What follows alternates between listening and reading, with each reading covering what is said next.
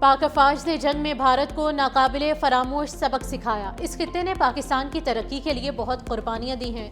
وزیر اعظم شہباز شریف کا مظفر آباد میں لیپ ٹاپ تقسیم کرنے کی تقریب سے خطاب۔ کہا ایک بھی لیپ ٹاپ میرٹ کے بغیر نہیں دیا۔ تانا دیا جاتا تھا کہ لیپ ٹاپ رشوت ہے۔ لیپ ٹاپ مشین نہیں، ایک وین ہے۔ کورونا کے دنوں میں بھی لیپ ٹاپ کے ذریعے تعلیم دی جا رہی تھی۔ بہت جلد مظفر آباد میں دانش یونیورسٹی قائم کی جائے گی۔ مقبوضہ کشمیر میں عوام شدید مشکلات سے دوچار ہے۔ کشمیری عوام کو جلد ان کے بنیادی حقوق ملیں گے۔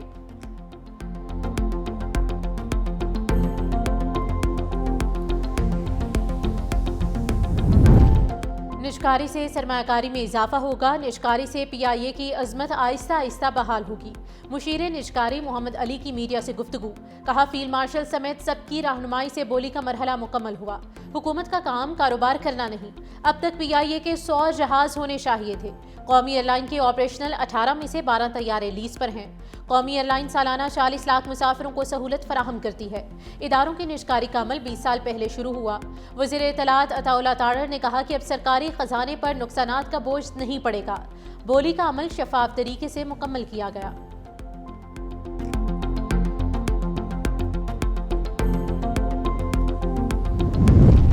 وزیر اعظم کہتے ہیں کہ صنعتوں کے لیے کم لاگت پر بجلی کی فراہمی اور گھریلو صارفین کے لیے سہولت حکومت کی اولین ترجیحات میں شامل ہے۔ وزیر اعظم شہباز شریف کی زیر صدارت توانائی پر کابینہ کی ضلع کمیٹی کی سفارشات پر جائزہ اجلاس۔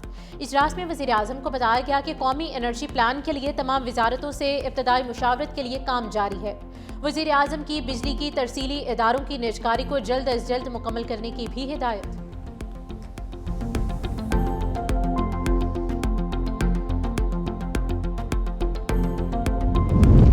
معاشی اصلاحات کے مثبت نتائج سے اعتماد بحال ہوا اور ملکی برآمدات پر مبنی ترقی کی جانب بڑھ رہا ہے۔ امریکی اخبار یو ایس اے ٹوڈے کی خصوصی رپورٹ جاری۔ رپورٹ میں وزیر خزانہ محمد اورنگزیب کا انٹرویو شامل، معیشت، سرمایہ کاری کے مواقع اور اہم پالیسی ترجیحات پر تفصیلی تجزیہ شامل۔ وزیر خزانہ نے کہا کہ مالی سال 2025 کی بنیادیں بہتر ہیں۔ کئی برسوں بعد پاکستان نے پرائمری بجٹ اور کرنٹ اکاؤنٹ سرپلس حاصل کیا۔ ترسیلات زر میں اضافہ ہوا اور مہنگائی سنگل ڈیجٹ میں آ گئی۔ زر مبادلہ کے ذخائر 14.5 ارب ڈالر سے تجاوز کر گئے۔ شرح مبادلہ مستحکم ہوئی اور سرمایہ کاروں کا اعتماد بحال ہوا۔ حکومت برآمدات پر مبنی حکمت عملی اپنا رہی ہے۔ آئی ٹی اور ٹیکسٹائل برآمدات نمایاں ہیں اور آئی ٹی برآمدات 4 ارب ڈالر سے تجاوز کر چکی۔ وزیر اعظم نے متعدد بار پی ٹی آئی کو مذاکرات کی دعوت دی۔ مذاکرات کی دعوت کے جواب میں دوسری جانب سے شرائط رکھی جاتی ہیں۔ وزیر دفاع خواجہ آصف نے کہا کہ پی ٹی آئی اگر اپنا ہاؤس ان آرڈر کر لے تو بات آگے بڑھ سکتی ہے۔ پبلک سیکٹر کی بربادی کی ذمہ دار بیوروکریسی ہے۔ اداروں کی بربادی کے ذمہ داروں کا احتساب کیا جائے گا۔ حکومت کے پاس پی آئی اے کے اب بھی 25% شیئرز ہیں۔ 4 سال سے جس طرح پی آئی اے چل رہی تھی اس طرح تو بند ہو جاتی۔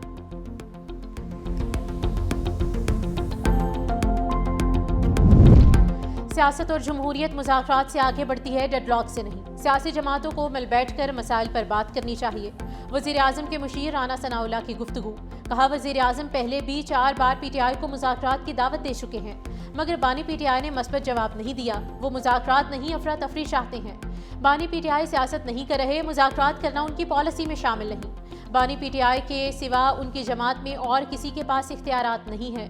اس طرح سے حکومت کے ساتھ مذاکرات نہیں ہو سکتے۔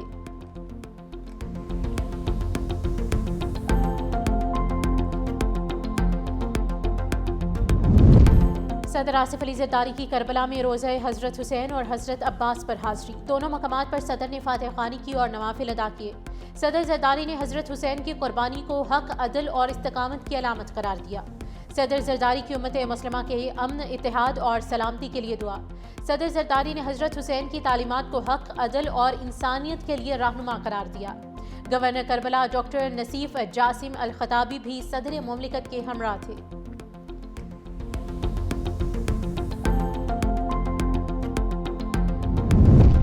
متحدہ عرب امارات کے صدر محمد بن زائد ال نہیان 26 دسمبر کو اسلام آباد پہنچیں گے۔ ذرائع کے مطابق دورے کے دوران صدر محمد بن زائد وزیر اعظم شہباز شریف سمیت دیگر اہم حکومتی شخصیات سے ملاقات کریں گے۔ ملاقات میں 2 طرفہ تعلقات، اقتصادی اور تجارتی امور سمیت پاک یو اے ای تعلقات پر تبادلہ خیال ہوگا۔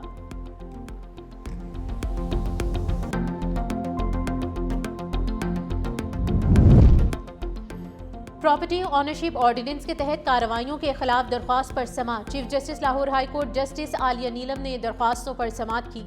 अदालत की दरख्वास्त फुल बेंच के सामने लगाने की हिदायत। Chief justice Lahore high court justice Alia नीलम ने रिमार्क्स दिए कि बगैर किसी ऑर्डर के ज़बानी तौर पर कब्जे कैसे दिलवाए जा रहे हैं। क्या अगर ये अदालत बगैर ऑर्डर के आपको कुछ कहे तो आप मान लेंगे? सरकारी वकील बताइए कि क्या ज़बानी अहकाम ट्राइब्यूनल ने जारी किए? तकरीबन 2.5 माह बाद आपने ट्राइब्यूनल्स का नोटिफिकेशन जारी किया है। अभी तक आपके ट्राइब्यूनल्स ने काम शुरू नहीं किया। क्या ये इख्तियारात से तजावुज़ नहीं है?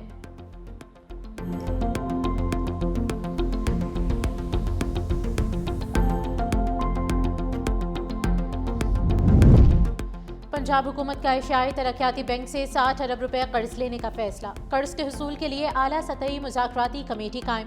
कर्ज सैलाब से मुतासरा इलाकों की बहाली के लिए लिया जाएगा। कर्ज की रकम मुतासरा अजला में सैलाबी खतरात कम करने और इंफ्रास्ट्रक्चर की बहाली पर इस्तेमाल होगी। पंजाब हुकूमत ने एशियाई तरक्याती बैंक से बाज़ाब्ता बातचीत की इजाज़त दे दी।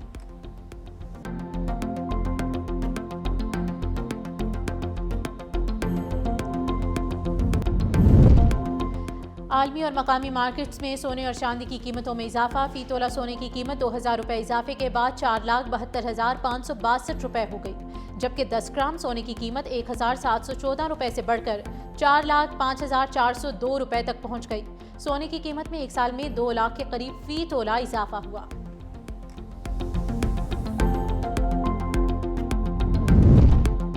और Pakistan under 19 team world cup में शिरकत के लिए जिम्बाब्वे रवाना। स्क्वाड में शामिल तमाम 15 खिलाड़ी और मैनेजमेंट बरास्ता दुबई हरारे जाएगी। पाकिस्तान अंडर 19 टीम जिम्बाब्वे में 3 मुल्की सीरीज और ICC अंडर 19 वर्ल्ड कप में शिरकत करेगी।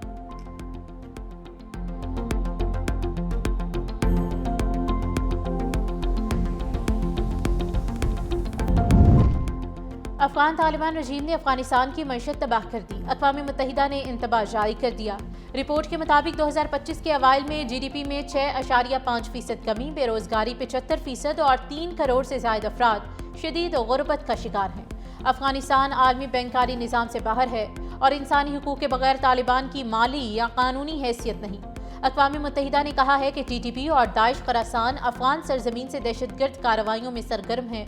अक़वाम मुत्तहिदा की रिपोर्ट में पाकिस्तान का मौक़िफ़ दुरुस्त साबित हुआ। हिंदुत्व नजरिए के ज़रिए असर भारत अक़लियतों के लिए गैर महफूज रियासत बन चुका है। क्रिसमस मनाने पर इत्तेहा पसंदों की मसीही बरादरी को धमकियाँ। दिल्ली में बजरंग दल के शरपसंदों ने क्रिसमस के त्यौहार के दौरान मसीही ख़वातीन और बच्चों को हिरासा किया। माजी में भी मुख्तलिफ रियासतों में मसीही बरादरी खौफ व हरास में मुब्तला रही। आलमी जरीदे द डिप्लोमेट्स के मुताबिक भारत में मुस्लिम और मसीही बरादरी के खिलाफ इंतहा पसंदाना वाक़यात बढ़ चुके हैं। 2014 के बाद भारतीय जनता पार्टी के बरसरे इक़्तिदार आने के बाद अक़लियतों के खिलाफ मज़ालिम में इजाफा हुआ।